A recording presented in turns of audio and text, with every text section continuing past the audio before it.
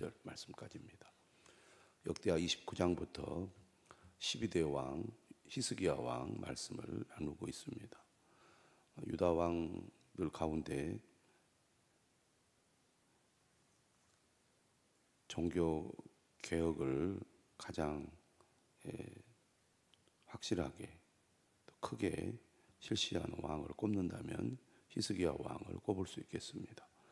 히스기야 왕은 25세의 왕에 올라서 29년간 나라를 다스렸는데, 그는 왕위에 오르자마자 성전을 정화했습니다. 그의 아버지 아하스에 의해서 더럽혀진 성전을 깨끗하게 하는 일에 충실했고, 그것을 마친 다음에 제일 먼저 실시한 일이 바로 유월절을 지키는 일이었습니다.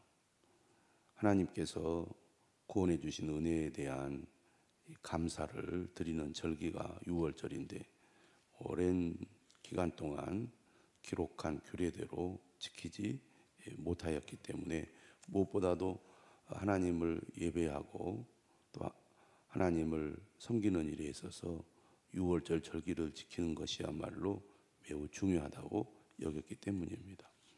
히스기야 왕은 남유다뿐만 아니라 북이스라엘 백성들에게도 유월절을 지키자고 요청을 했고, 보발꾼들이 전국을 다니면서 유월절 절기 행사에 참여하는 편지들을 백성들에게 보냈습니다.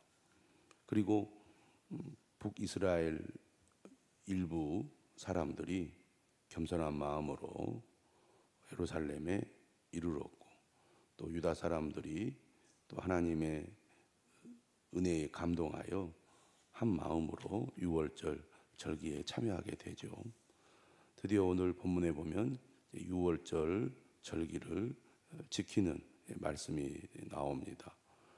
오랫동안 유월절을 지키지 못했고 또 그렇게 하지 않았었는데, 히스기야 왕이 성전을 정화하고 속죄 제사를 드리고, 그리고 유월절 절기를 준비하고 유월절 절기를 지킴으로써 하나님을 예배하는 삶을 회복하는 위대한 발걸음을 내딛었습니다. 오늘 13절에 보면 둘째 달에 백성이 무교절을 지키려 하여 예루살렘에 많이 모이니 매우 큰 모임이라. 유월절과 무교절은 같은 절기라고 볼 수 있습니다. 유월절이 본래 첫째 달 14일이고 무교절이 15일부터 일주일간입니다. 붙어있는 절기죠. 흔히 유월절과 무교절을 그냥 혼용해서 사용하기도 하는데요. 본래는 첫째 달이지만 준비가 되지 않아서 둘째 달에 유월절을 지키게 되었습니다. 무교절이라는 말은 누룩이 없는 빵을 먹는다는 의미를 가지고 있죠. 급하게 애굽에서 나오다 보니까 누룩 없는 빵을 만들어서 나오게 되었고, 하나님의 구원을 기념하기 위하여 무교병을 먹는 그런 행사를 치르게 된 거죠. 이 무교절 기간에. 그래서 모이게 되었는데, 예루살렘에 많이 모이니 매우 큰 모임이라. 얼마나 감격적이겠습니까? 오랜 기간 동안 지키지 못했던 유월절을 드디어 지키게 되었으니 많은 백성들이 관심을 가지고 적극적으로 참여를 했습니다. 많은 사람들이 함께 모여서 하나님을 예배하는 일, 매우 영광스러운 일이고 감격적인 일이라고 하겠습니다. 하나님께 예배하는 일은 이처럼 무엇보다도 귀한 일이고, 우리의 삶의 우선순위가 되어야 하고, 또 하나가 되어서 함께 모일 때 그 예배가, 그 모임이 은혜가 넘치는 예배가 되고 모임이 됩니다. 그 교회 성도들이 얼마나 수가 많은가 보다 더 중요한 것은 얼마나 많은 퍼센트의 성도들이 모여서 예배를 드리고 또 찬양을 하고 기도를 하는가, 이게 상당히 중요하다는 것입니다. 은혜로운 공동체일수록 모임에 참여하는 퍼센트가 높아지게 되어 있습니다. 어떤 교회들을 보면은 주일 낮이나 수요일이나 모이는 이 모임마다 큰 차이가 없는 교회들이 있습니다. 좋은 교회죠. 우리가 하나님을 예배하는 일에 적극적으로 참여하자, 또 그렇게 해야 된다라는 의식이 있고 또 그만큼 주님의 은혜를 사모하는 마음이 크다는 얘기죠. 또 주일에도 마찬가지입니다. 얼마나 성도들이 결석하지 않고 예배에 함께 참여하느냐, 매우 중요하다고 하겠습니다. 그런데 오늘 6월절 이 절기에 보니까 예루살렘에 사람들이 많이 모였는데 매우 큰 모임이다. 그러니까 절기를 지키는 일에 백성들이 적극적으로 참여했다는 것이고 그만큼 한 마음이 되어서 하나가 되었다는 것을 의미합니다. 하나님은 공동체가 하나가 되어서 힘써 하나님을 예배하는 것을 기뻐 받으시는 분이시죠. 14절에 보면 무리가 일어나 예루살렘에 있는 제단들과 향단들을 모두 제거하여 기드론 시내에 던지고, 이전에 우상 숭배로 더럽혀진 것들을 없앴다는 얘기입니다. 무엇보다도 절기를 지킬 때 먼저 해야 될 것이 정결하게 하는 일이었기 때문입니다. 둘째 달 14째 날에 6월절 양을 잡으니, 그러니까 이제 14째 날이 6월절이니까 6월절 양을 잡게 됩니다. 그런데 제사장과 레위 사람이 부끄러워하여 성결하게 하고, 제사장과 레위 사람이 제사를 진행하는 데 있어서 먼저 자신들이 준비되어야 하는데 준비가 되지 않은 사람들이 많이 있었던 것입니다. 그래서 부끄러워했다는 거죠. 그래서 그들이 먼저 자신들을 성결하게 한 다음에 정결한 상태에서 제사를 진행할 수 있도록 했다는 얘기입니다. 그러니까 하나님의 말씀을 따라 절차를 지켜서 6월절 절기를 지켜나가는 것입니다. 그래서 번제물을 가지고 여호와의 전에 이르러 규례대로 각각 자기들의 처소에 서고 하나님의 사람 모세의 율법을 따라 제사장들이 레위 사람의 손에서 피를 받아 뿌리니라. 그러니까 제사장들이 제사를 집례할 때 레위 사람들이 옆에서 돕고 있죠. 그런데 이 모든 것들을 어떻게 합니까? 규례대로, 또 율법을 따라. 하나님과의 관계를 회복한다는 것은 무엇보다도 예배를 회복하는 것인데, 그 예배가 어떤 예배입니까? 하나님의 말씀에 근거한 예배인 거죠. 이것이 무너지니까 말씀도 다 무너지고 예배도 무너진 겁니다. 오랫동안 우상 숭배가 나라의 중심에 있었던 것입니다. 그런데 이것들을 다 이제 제거하고 바로 잡아서 하나님과의 관계를 회복하는 예배와 제사를 드릴 때 이런 규례와 또 율법을 따라 모든 일을 실시하는 것은 매우 중요한 일이라고 할 수 있겠습니다.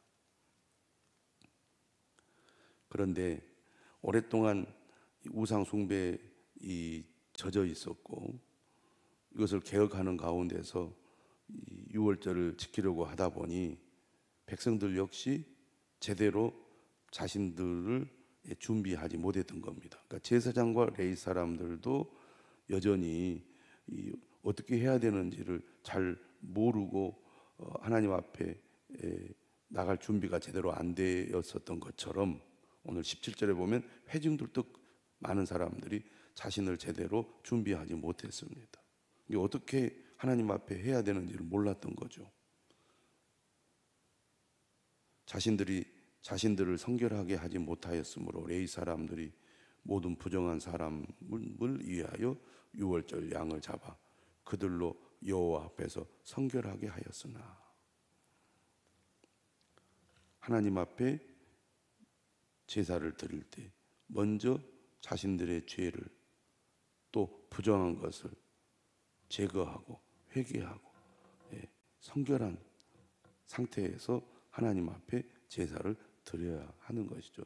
이런 것들을 하나하나 다 바로 잡아 가면서 예배를 드리고 또 이렇게 절기를 지금 지켜나가고 있습니다. 그런데 18절에 보면 에브라임과 므낫세와 이사갈과 스불론의 많은 무리는 북이스라엘 출신들입니다.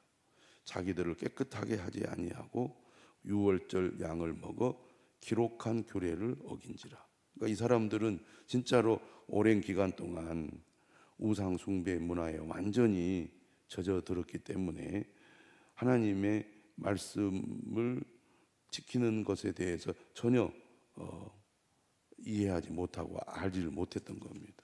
교회를 안 다니는 사람이 교회에 오면 어떻게 해야 되는지 모르는 것처럼 이 사람들 역시 오랫동안 하나님의 말씀을 몰랐기 때문에 규례를 어길 수밖에 없었던 거죠. 이때 히스기야 왕이 어떻게 합니까? 하나님께 기도하죠. 선하신 여호와여 사하옵소서.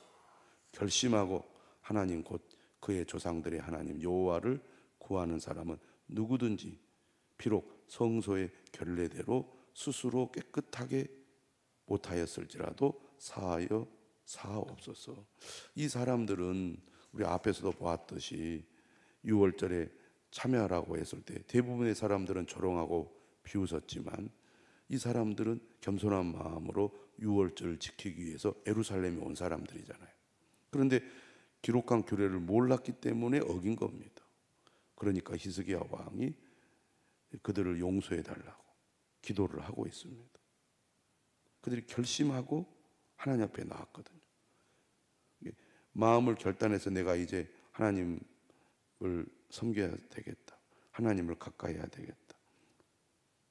이렇게 결심하고 나왔는데 그 절차와 규례를 모르니까 실수를 한 거잖아요. 그래서 하나님 용서해 달라고 이렇게 기도를 했고 20절에 보니까 여호와께서 히스기야의 기도를 들으시고 백성을 고치셨더라. 말씀을 따라 우리가 하나님을 섬겨야 되지만 모르는 사람들을 또 긍휼히 여기고 그들을 용납해서 그들이 하나님의 말씀을 이렇게 따르도록 안내를 해야 될 것입니다. 우리가 은혜를 받고 말씀을 알수록 말씀을 따라 순종하는 삶을 살아야 합니다. 이것이 믿음의 사람, 신실한 사람이 지켜야 할 규칙이라고 하겠죠. 신앙생활을 오랫동안 하고 말씀을 잘 알면서도 내 뜻대로 한다면 그것은 바람직하지 않습니다. 주님을 알수록 주님의 뜻을 알아 주님의 말씀에 순종할 때 주님이 그 중심을 보시고 그의 믿음을 받아주시는 겁니다. 그런데 이제 막 교회에 나와서 교회 생활을 어떻게 해야 되는지 믿음 생활을 어떻게 해야 되는지 잘 모르는 사람에게 당신 왜 그렇게 하냐고 그렇게 하면 안 된다고 책망하고 지적하면 안 되는 거죠. 이해하고 용납하고 또 너그러운 마음으로 친절하게 잘 안내해서 도와줘야죠. 잘 못해도 격려하고 잘할 수 있도록 이끌어줘야지. 잘 모르는 사람에게 막 면박을 준다거나 왜 그렇게 하느냐고 막 함부로 하거나 그래서는 안 될 것입니다. 오늘 히스기야 왕은 준비가 되지 않은 사람들이 준비를 해서 하나님의 말씀대로 예배하고 또 절기를 지키도록 잘 도와주고 있습니다. 지금 오랫동안 지키지 못했던 유월절을 지키기 위해서 히스기야 왕이 얼마나 애를 쓰고 있습니까? 성전을 정화하고 하나님 앞에 속죄제를 드리고 또 어떻게 제사를 드려야 될지 또 안내를 하고 지도를 하고 또 사람들을 참여하도록 적극적으로 격려하면서 사람들이 모였을 때 막상 드리려고 보니까 준비가 제대로 안 된 겁니다. 하나하나 바로 잡아가면서 6월절 절기를 지금 지켜나가고 있는 겁니다. 이렇게 했더니 21절 예루살렘에 모인 이스라엘 자손이 크게 즐거워하며 7일 동안 무교절을 지켰고, 하나님을 만나는 일, 하나님을 섬기는 일, 하나님을 예배하는 일, 절기를 지키는 일은 정말 기쁜 일입니다. 감사할 일이죠. 그래서 예배는 기본적으로 기쁨의 날이라고 하겠습니다. 우리가 하나님께 예배드리러 나오는 그 날이 정말 축제고 잔치고 기쁨이 넘치는 그런 날입니다. 우리가 그런 마음으로 하나님 앞에 나와서 예배를 드려야 되겠죠. 우리가 큰 잔치를 열게 되고 축제를 열게 되면 기뻐하지 않습니까? 기뻐하면 서로 우리가 기뻐하면서 서로 우리가 축복하고 서로 환영하고 그러잖아요.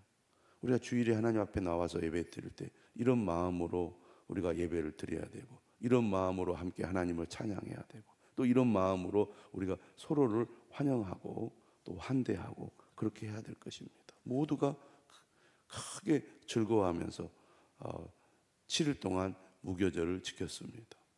또 레위 사람들과 제사장들은 날마다 여호와를 찬송하며 큰 소리 나는 악기를 울려 여호와를 찬양하였으며. 그러니까 이 6월절을 지키는 이 레위 사람들, 제사장들, 그리고 거기에 참여하는 회중들이 어떤 마음으로 또 어떻게 하나님께 예배를 드렸는지를 이 구절을 통해서 알 수가 있습니다. 우리가 드리는 예배도 이래야 된다는 얘기죠. 오늘 보면 크게 즐거워하여 또 큰 소리 나는 악기를 울려, 우리가 어떻게 하나님을 예배해야 될지를 잘 보여주고 있습니다. 또 날마다 여호와를 칭송하며 여호와를 찬양했다. 하나님을 예배할 때 우리가 정말 마음을 다하고 힘을 다하여 큰 소리로 하나님을 찬양하고 하나님을 예배해야 되겠습니다. 또 22절에 보면 히스기야는 여호와를 섬기는 일에 능숙한 모든 레위 사람들을 이루하였더라. 그러니까 예배를 앞에서 이끌고 또 옆에서 이렇게 그 섬기는 이 레위 사람들을 격려해서 그들의 그 노고를 치하한 거죠. 이와 같이 절기 7일 동안에 무리가 먹으며 화목제를 드리고, 그러니까 번제와 속제제는 하나님 앞에 다 드리는 거잖아요. 화목제는 일부를 제물로 바치고 나머지는 제사장과 레위 사람들 그리고 회중들이 그 고기를 나누어서 먹습니다. 그러면서 잔치를 벌이는 거죠. 그것이 화목제 아닙니까? 그러면서 그의 조상들의 하나님 여호와께 감사하였더라. 하나님과의 관계를 회복하는 것이야말로 가장 큰 기쁨이고 영광이고 축복이라고 하겠습니다. 그런데 7일 동안 무교절을 지키고 끝나지 않고 23절에 어떻게 합니까? 온 회중이 다시 7일을 지키기로 결의하고 이에 또 7일을 즐겁게 지켰더라. 이것은 지금 강제로 한 게 아닙니다.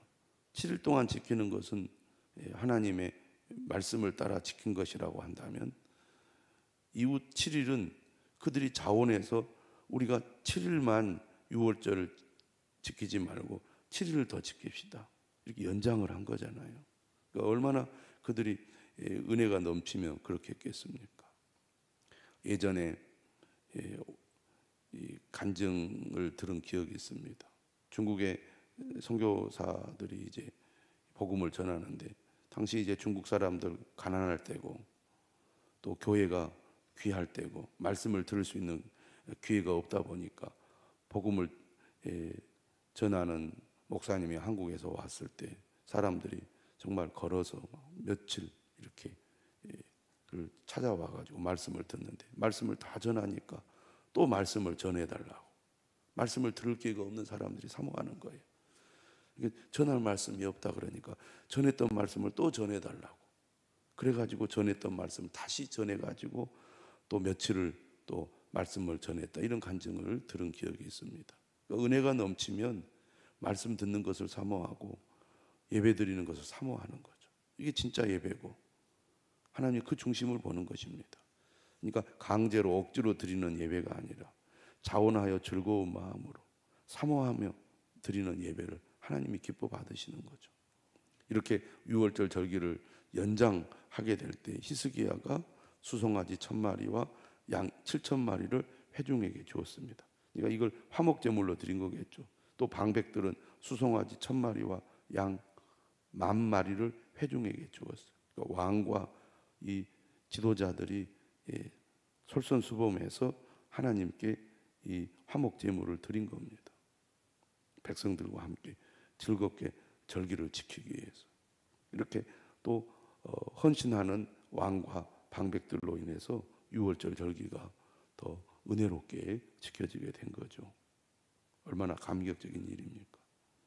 그래서 25절 이하에도 보면 모든 사람들이 다 즐거워하였고 예루살렘에 큰 기쁨이 있었는데 이스라엘 왕 다윗의 아들 솔로몬 때로부터 이러한 기쁨이 예루살렘에 없었더라. 그 기쁨과 감격이 있는 이 유월절, 오랜 기간 동안 중단되었던 이 절기가 회복이 되면서 정말 이 놀라운 이 은혜의 잔치가 열리게 된 것입니다. 그리고 제사장들과 레위 사람들이 백성을 축복하고 그 소리가 하늘에 들리고 그 기도가 여호와의 거룩한 소소 하늘에 이르게 된 것입니다. 이러한 은혜의 잔치, 하나님을 찬양하고 예배하는 이 성도들의 그 정성 어린 이 기도와 찬송이 오늘 우리 교회에도 우리 성도들에게도 늘 넘칠 수 있도록 기도해 주시기를 바랍니다. 기도하겠습니다.